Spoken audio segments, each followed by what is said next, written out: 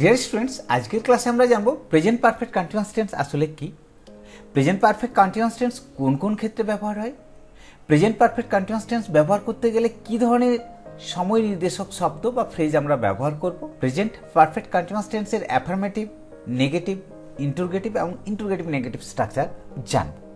তাহলে শুরু করা যাক। প্রেজেন্ট পারফেক্ট কন্টিনিউয়াস টেন্সকে আমরা যদি বাংলায় বলি, কোনো কাজ অতীতের কোনো নির্দিষ্ট সময় থেকে আরম্ভ হয়ে এখনও সেটা ঘটমান আছে এরকম বোঝাতে পারে, অথবা কোনো কাজ কোনো নির্দিষ্ট সময় ধরে এখনও ঘটমান আছে এরকম বোঝাতেই আমরা প্রেজেন্ট পারফেক্ট কন্টিনিউয়াস টেন্স ব্যবহার করব। এটা এক্ষেত্রে কি বলা আছে, this tense is used for an action which began at some time in the past and still running. অতীতের কিছু সময় আগে শুরু হয়ে সেটা এখনও ঘটমান আছে এরকম বোঝাতেই আমরা প্রেজেন্ট পারফেক্ট কন্টিনিউয়াস টেন্স ব্যবহার করি। প্রেজেন্ট পারফেক্ট কন্টিনিউয়াস টেন্সের প্রথমেই আমরা জানবো অ্যাফার্মেটিভ স্ট্রাকচার। সেক্ষেত্রে একটা নিয়ম আছে, সেই নিয়মটা কি হলো, প্রথমে আমরা সাবজেক্ট বসাবো, তারপর হ্যাজ বা হ্যাভ বসাবো, তারপর বিন, তারপর বিফোর, আদার ওয়ার্ড, বাক্যের শেষে যথারীতি ফুল স্টপ বসবো। প্রথমে আমরা যদি বলি একটা বাক্য, we are cleaning the room, আমরা রুমটা পরিষ্কার করছি, প্রেজেন্ট কন্টিনিউয়াস টেন্স।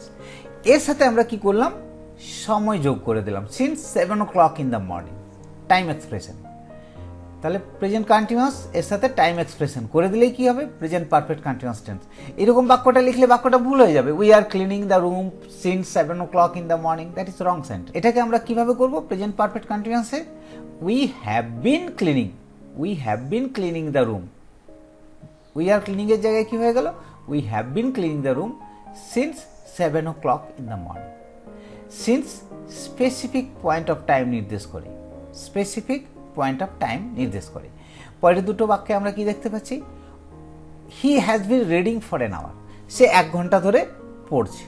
এক্ষেত্রে ফর কি পিরিয়ড অফ টাইম ইন্ডিকেট করছে, এখানে since point of time indicate করছে।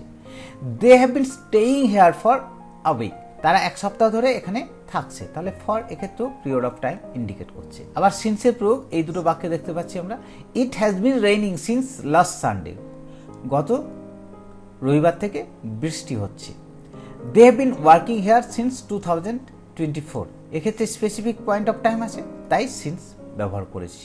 Since denotes point of time, whereas for denotes period of time. আশা করি সিন্স এবং ফরের ব্যবহার নিয়ে আমাদের ভুল হবে না।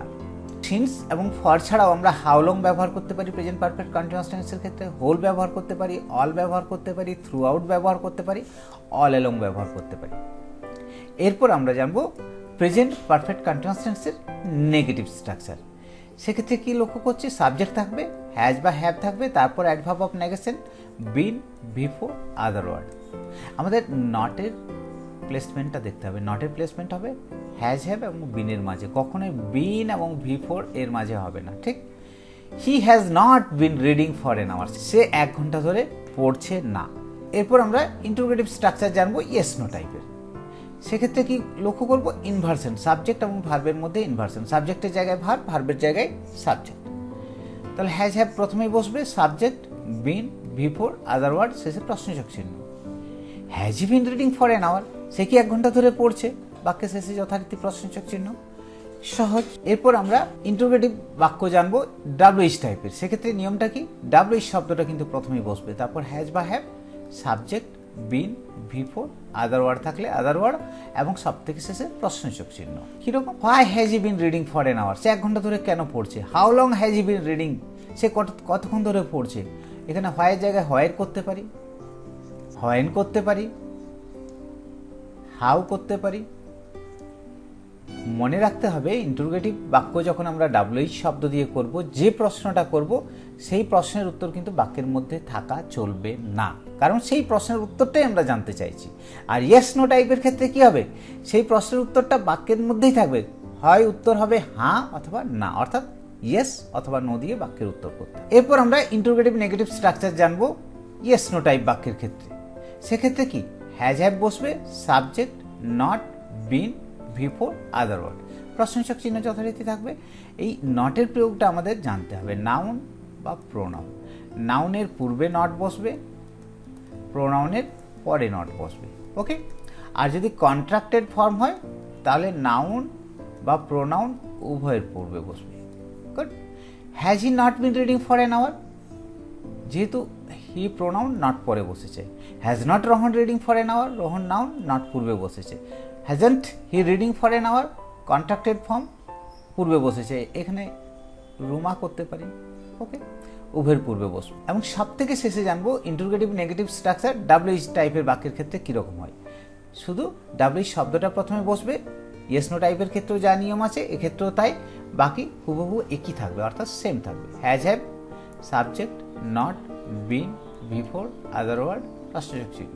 Why has he not been reading for an hour, why hasn't Rohan reading for an hour, অর্থাৎ হি প্রোনাউন নট পরে বসেছে, রোহন নাউন নট পূর্বে বসেছে।